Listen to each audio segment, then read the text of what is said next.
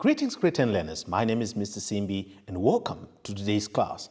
In today's class, I'm going to be dealing with ethics, internal control, as well as gap. In today's class, I have some practice questions that I want to work together with you. So it is important that you have a pen, paper, you must be writing. When I bring a question, please be able to copy the question. And then when I answer it, also write what I'll be sharing with you. If you guys are ready, let us begin with the first practice question. It says, Eden Fruit and Veg is a vegetable shop owned by Miss Mtembu. John, the manager, is responsible for purchasing stock for Eden Fruit and Veg. He purchases the stock from top-class wholesalers. The owner of top-class wholesalers has approached John. Remember, who is the owner of top-class and who is top-class? This is the wholesaler from where we buy our supplies, where we buy our stock, all right? So the owner of top-class wholesalers has approached John. Remember, who is John? You need to keep that in mind, okay? Now, he has approached John with a proposition that if he purchases more stock than what he normally buys from Eden Fruit and Veg, top-class traders will pay for John and his family's holiday trip to Victoria Falls for the December holidays. Remember, John is the manager who is responsible for purchasing stock. He buys stock for Eden Fruit and Veg, and he buys these supplies from top class. So the people at top class have realized that John is always coming to buy, always coming to buy. Now they've approached him with a proposition to say, buy more from us. If you do that, we'll pay for your holiday. That is, you can go to Victoria Falls, a very beautiful place. Then you can enjoy your December holidays there with your family. Okay, now here is the next part. John is now considering this offer, even though he knows that if he buys more stock, some of it will go bad as it will not be sold. Remember, we are buying vegetables, we are buying fruits, and we only need to buy what we know we are going to sell. But now John has been approached to say, buy more than what you need. If you buy more than what you need, then we will pay for your holiday. And the problem is, John is beginning to consider this offer, even though he knows if he buys more, what is going to happen? Some of it will go bad because we will not be able to sell all of it. Now, we need to give John advice. We need to give John advice. So when we give John advice, it has to be ethical advice. All right? He has to do something that is ethical. That is where we now need to advise John.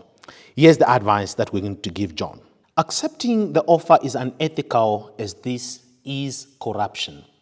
The moment he gets paid so that he can do something, therefore he is getting himself involved in corruption. They will not pay him in cash, but they will pay for his holiday trip to the Victoria Falls. The moment he accepts that, he is involving himself in corruption. If John accepts this offer, he will have received a bribe, and it is also unethical. Remember, if you receive some gifts, so then you can act in a particular way, you are involving yourself in what we call bribe. In this case, they will pay for his holiday trip together with his family. If John considers this option, it will lead to a loss on Eden Fruit and Veg, as some fruits may perish. Remember, they will not be able to stay long in the business, so we will incur a loss. If John accepts this offer and Miss Mtembu discovers it, then John may lose his employment because he would have engaged in unethical business practices. I have another activity that I want us to look at, and then it reads as follows. Kanya's Hardware is owned by Miss Shange. For the month of November, Miss Shange realized that the business books show they have received $2,750 from their customers, but the bank statement shows that only $2,250 has been banked. So we have received $2,250, but only $2,000 We have received rather 2,750, that is what we have received, but only 2,250 has been banked. In other words, what has been banked is less than what was received. Okay? And then John the manager has said he has no idea where the missing cash is, even though he is the one who receives the cash from the customers. And then he records it in the books and then takes it to the bank once a month. All right? And then here is the question then. What internal control measures can Ms. Shange put in place to avoid this from happening in the future? So what we're looking at is cash internal control. What internal control measures can we put in place such that this does not happen in future?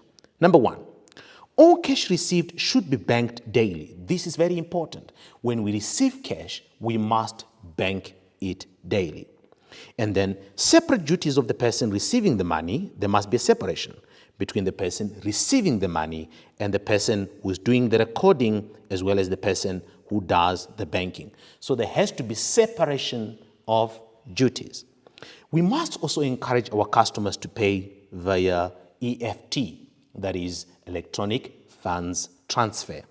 We must ensure that all cash transactions are recorded and source documents are issued. This is very important, that all cash transactions are recorded and then source documents are issued. I want us to quickly look at another question which I have here with me, and it reads as follows. Fazile's florist sells flowers and plants and is owned by Mr. Dlamini. As monthly drawings, Mr. Dlamini intends to take 50,000 rands monthly. So Mr. Dlamini is the owner of the business, and he can take cash from the business called drawings, and he plans to take 50,000 monthly. This will cause great cash challenges. If he takes this 50,000, it's going to lead the business into cash challenges. And this will result in the business closing in the future. Because of the cash problems, it may lead to the business shutting down.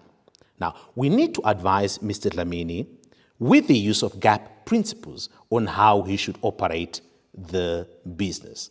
All right? Remember the gap principles? Now, let's see which one can we use to advise Mr. Dlamini.